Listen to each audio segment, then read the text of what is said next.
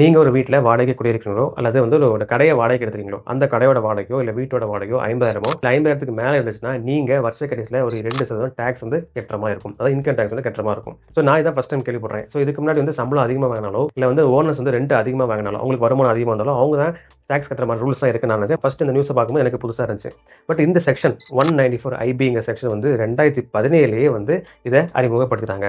அப்போ வந்து ஒரு 50,000க்கு மேல ரெண்ட் இருந்துச்சுன்னா எவ்வளவு டாக்ஸ் கட்டுற மாதிரி இருந்துச்சுன்னா 5% டாக்ஸ் கட்டுற மாதிரி இருந்துச்சு. பட் அக்டோபர் 1, 2024 வந்து இந்த 5% 2% குறைக்கப்பட்டாச்சு.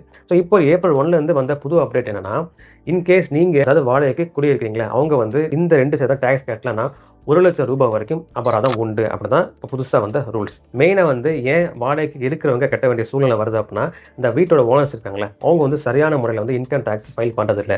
இதை சரி செய்யறதுக்காக இந்த வீட்டில் வாடகை குடியிருக்கவங்க கட்ட வைக்கிறாங்க. சரி, ஓகே. இப்போ வீட்டோட ஓனர் வந்து சரியான முறையில் இவ்வளவு வருமானம் வருது, வாடகை மூலமா இவ்வளவு வருமானம் வருது, அதனால டாக்ஸ் ஃபைல் பண்றேன் அப்படின்னு சரியான முறையில் வீட்டு ஓனர்ஸ் பண்ணாலுமே இந்த வீட்டில் குடியிருக்காங்களா அவங்க இந்த டாக்ஸ் கட்ட தேவையில்லையா அப்படின்னு கேட்டீங்கன்னா அப்படிலாம் கிடையாது.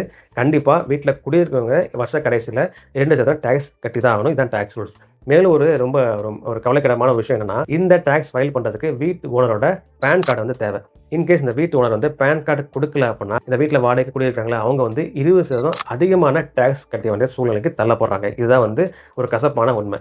ஏன்னா ஓனர்ஸ் தான் தரல, ஏன் வீட்டில் உள்ளவங்க கட்டி ஆகணும் அப்படின்னா இதான் டாக்ஸ் ரூல்ஸ். என்னதான் வந்து டெமோக்ரஸி, அப்புறம் ஜனநாயகம், அப்புறம் ரைட்ஸு, பாலிசிஸ் அப்படி என்னதான் வந்து கொண்டு வந்தாலுமே பாதிக்கப்படுறவங்க பாதிக்கப்பட்டு தான் இருக்காங்க. இந்த ₹1,00,000 ஃபைன் பத்தி இப்பதான் கேள்விப்படுறீங்க அப்படின்னா, நீங்க கொடுக்கக்கூடிய வாடகை 50,000 மேல இருந்துச்சுன்னா அது உடனே தாமதிக்காம இந்த டாக்ஸ் கட்ட வேண்டிய வழியை பாருங்க.